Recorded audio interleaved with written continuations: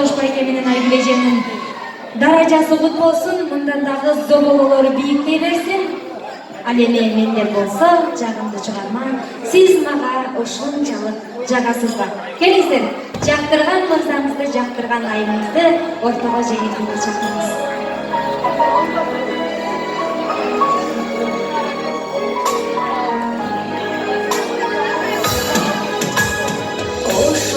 Çizdi kaldı gözümün Gördüğümden hiç yüzünü gördüm Yürüdü cüzlü bölüp gitti akşam Yıldızda yuya çalar Yıldızda yuya çalar cüzümde Siz bana